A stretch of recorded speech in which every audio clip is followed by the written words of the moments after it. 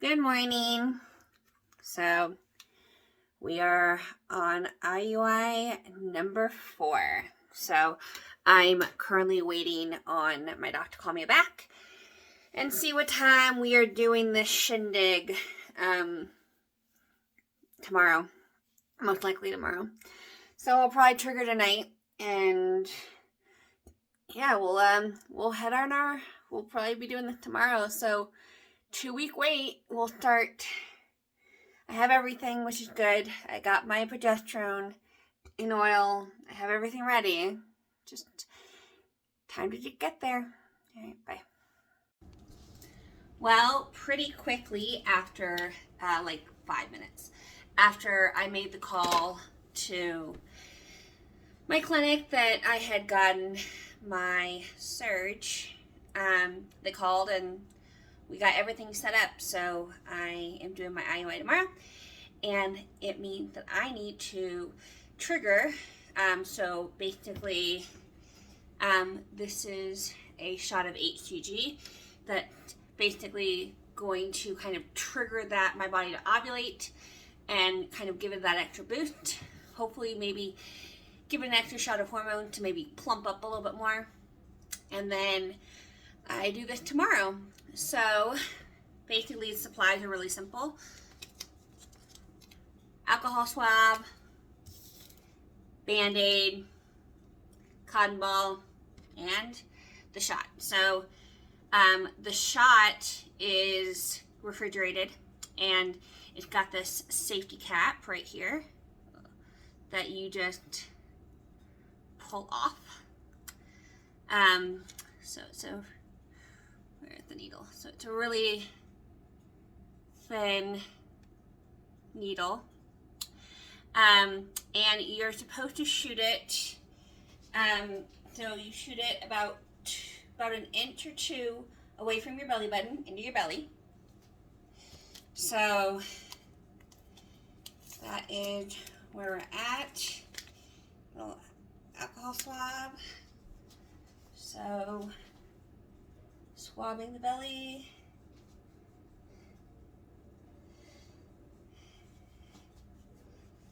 And okay, follow the area, and basically do about an inch or 2 from the belly, and 1, 2, and 3.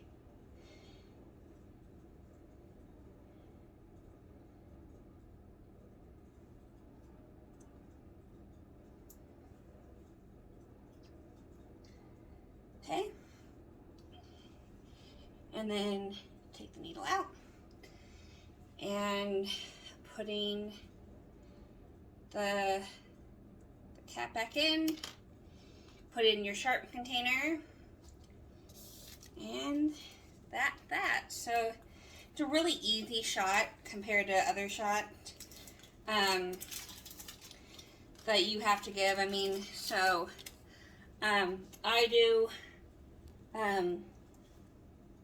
progesterone in oil, which is a much longer shot. So got Band-Aid, and that's it. So basically, in just about 24 hours, we will be doing IUI number 4, and then begins the dreaded 2-week wait, where you have to basically wait until you can test to see if the baby took, if it all took. So yeah, hopefully it did. So sticky baby, and that's kind of what we're going for. All right, appreciate it. Bye. So we are post IUI. So I am currently laying down for probably about 15 minutes. I lay down alone in the room too, but I always like to lay down even when I have to drive myself to these things.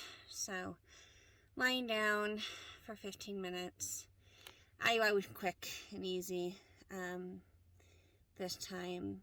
So in and out in about total thing less than 45 minutes.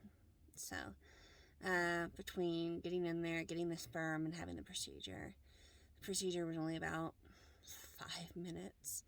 And yeah, so now begins the dreaded 2-week wait, where your brain messes with you and you feel every twinge and everything you feel. You're like, is that a implantation pain? Is that ovulation pain? Is that all the things that you do when you're going through your 2-week wait?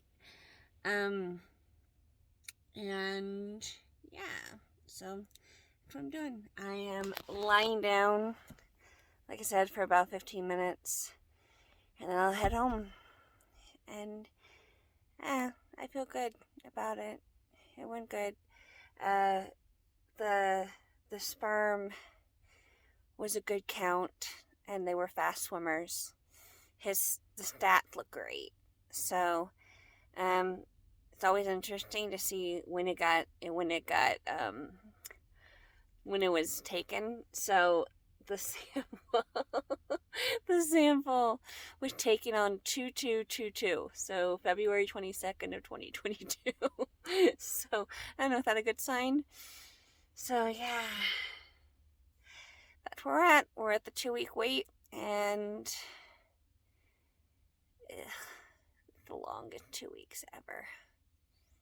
So yeah, bye. Hey guys, so we are currently 5 days post IUI. So we are kind of in that stage where possibly we're heading to like implantation. So we're heading towards when the egg has been fertilized and it's heading into my uterus, and hopefully we'll find a nice comfy place to pop into the lining and attach and start to produce that HCG. So implantation is usually 6 to 12 days after ovulation. So in theory, if I triggered on Tuesday, so and IUI was Wednesday, so in theory, if I ovulated Tuesday night or Wednesday morning, we're kind of in that day 6. So yeah, and again, it's always one of those weird things when you're going through IVF and or IUI, and you're waiting for signs of pregnancy. And so, you feel the cramps or you feel twinges, and I had a thing of nausea earlier, and I was like, too early, so that's not what that is. But it is weird to kind of the mind games you play with yourself. And so I am heading to the store. I'm going to buy pineapple, I'm going to buy Brazil nuts, and I'm going to buy red leaf tea. Those are and I might buy some salmon too. Because believe it or not, I had always thought that you were not supposed to have fish when you're trying to get pregnant or you're pregnant, but I was actually reading up, and that's not fully true. It's mostly fish that has high mercury content, which tends to be fish that either eat other fish, because it kind of grows, and so, or eat a lot of stuff that has mercury in it. So I'm gonna kind of go get my implantation foods that hopefully will raise the likelihood of it implanting and becoming a nice healthy place for everything to settle. So I'm excited. Yeah, I have a really good feeling.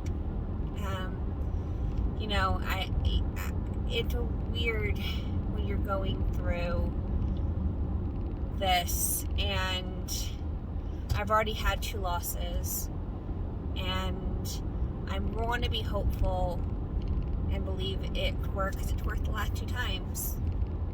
And and this, particular donor, the sperm was really good, had really good motility, really good count per million, and so it's just kind of hoping that everything went according to plan. With ovulation, I can't help when I ovulate, so if I ovulated too soon before the IUI, it only had 12 to 24 hours to actually get fertilized. So, if you go too soon, it's not going to happen. Or it's going to happen, but it's not going to grow. And so I'm kind of cautiously optimistic today. It's kind of how I'm feeling. We'll see if I have any pregnancy symptoms in the next week. I noticed, just for me, pregnancy symptoms seem to be being very tired, and I'm not a napper, but when I am pregnant, I nap. So that's kind of a good indication for me that I'm pregnant if I get tired.